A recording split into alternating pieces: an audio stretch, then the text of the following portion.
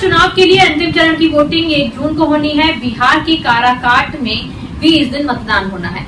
NDA की ओर से राष्ट्रीय लोक मोर्चा प्रमुख उपेंद्र कुशवाहा चुनावी मैदान में है और इंडिया गठबंधन की ओर से राजा राम सिंह चुनाव लड़ रहे हैं। लेकिन इसमें एक और एंट्री हुई है भोजपुरी सुपरस्टार एक्टर पवन सिंह की, और पवन सिंह के इस यहाँ पर निर्दलीय चुनाव लड़ रहे हैं। जानकार बता रहे हैं कि पवन सिंह ने काराकाट की लड़ाई को त्रिकोणीय बनाने का पूरा प्रयास किया है। इलाके में पवन सिंह अपनी रैली में सबसे ज्यादा भीड़ जुटाने में सक्षम है। उन्होंने काराकाट के लिए 20 पॉइंट वाला एक मैनिफेस्टो भी जारी किया है। भोजपुरी इंडस्ट्री से जुड़े कलाकार उनकी रैलियों में पहुंच रहे हैं।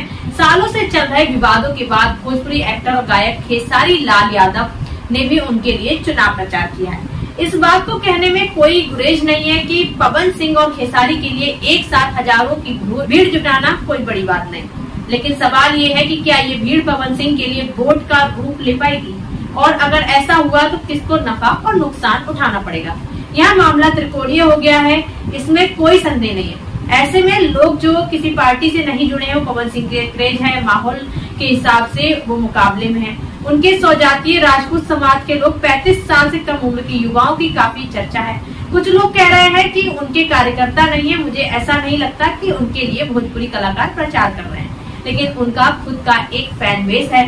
अगर बात करें तो सवाल ये उठता है कि जहाँ पर पवन सिंह को सिर्फ काराकाट से तो उनका सम्मान और प्यार मिल ही रहा है, उसके बाद में देश के अलग अलग इलाकों से भी मिल रहा है। आपको बता दें, राजस्थान बाड़मेर से जो चुनाव लड़ रहे हैं रविंद्र सिंह भाटी ने भी उनका समर्थन किया है। सिर्फ इतना ही नहीं, खेसारी लाल लगातार उनका समर्थन कर रहे थे और कल उनकी जनसभा में भी पहुंचे।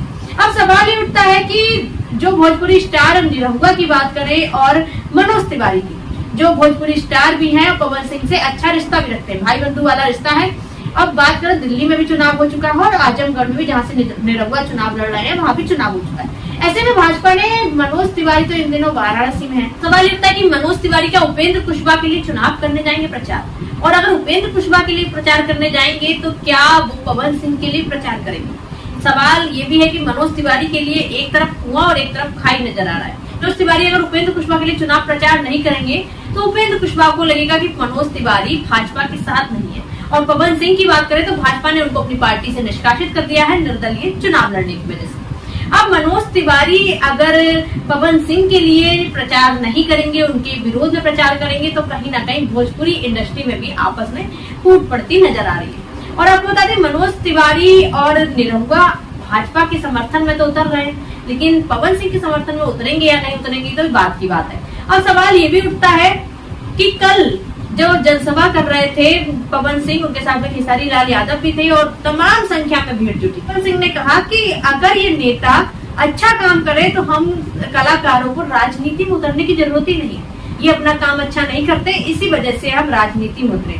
लेकिन पवन सिंह को लोगों का भर भर के प्यार मिल रहा है। अब सवाल ये उठता है कि पवन सिंह इस सीट को जीत पाएंगे या फिर नहीं जीत पाएंगे। ये प्यार जो मोहब्बत उनको मिल रही है, क्या उनके लिए जीत में शामिल हो पाएगी।